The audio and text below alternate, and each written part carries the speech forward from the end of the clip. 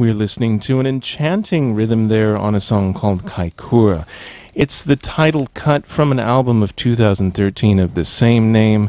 The artists, Girls in Airports. I have three of the members with me today. I have in the studio Martin, Lars, and Victor. Welcome, gentlemen.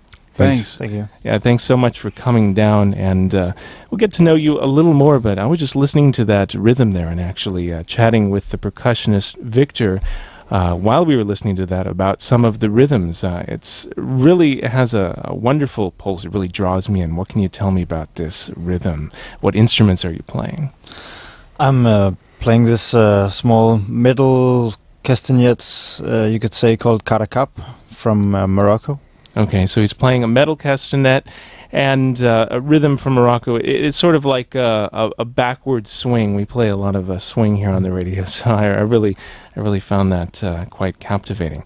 So let's get to know a little bit about the band. First of all, you're playing tonight at Jarasam Festival, is that right? Yeah. It's going to be about 11:30 p.m., so you've got plenty of time, our listeners out there, to come and check them out, and we hope to see you out there at the Jarasam Jazz Festival.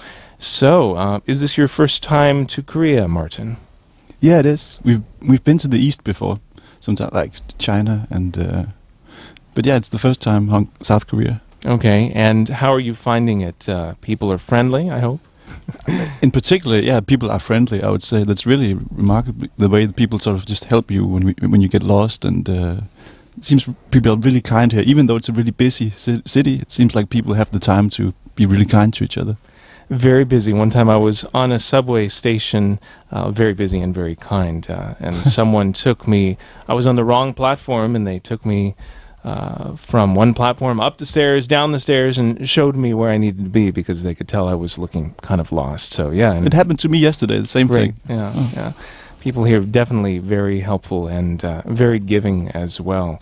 So, how would you describe your music? Is it jazz? Is it world? Is it rock? Is it any of the above? None of the above? What do you think?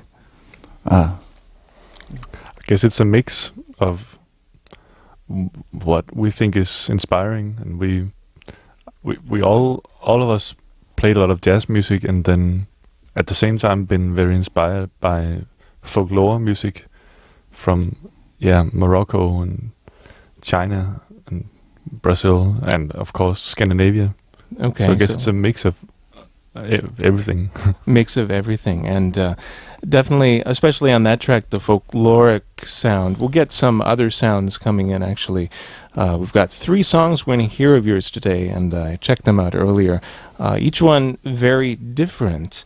And maybe you can tell me about how your band got together, just reading from your bio. Understand at least some of you were playing together at Conservatory in Copenhagen, is that right? Yeah, I think we were all students at the time.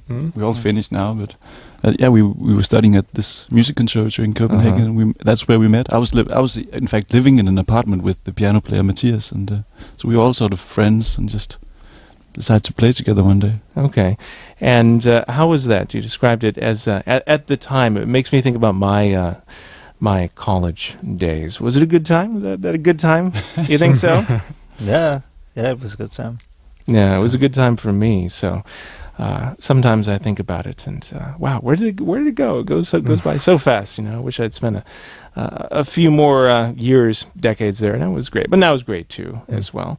But so we're going to hear, I guess, another track of yours. Up next is Albert Kahn. So I did a web search on Albert Kahn. There's a U.S. industrialist. Probably not him, right? There's a French photographer. Is it about the photographer? Yes. Yeah. Okay, so what can you tell me about him? How is he an inspiration, or his art an inspiration? Well, it was. I just saw a documentary about him, and the story is that he was a really wealthy guy living in France before the Second World War, and he was a Jew as well, and he spent his whole his wealth sending photographers out in the world because his idea was that could promote peace in the world, sort of understanding other cultures.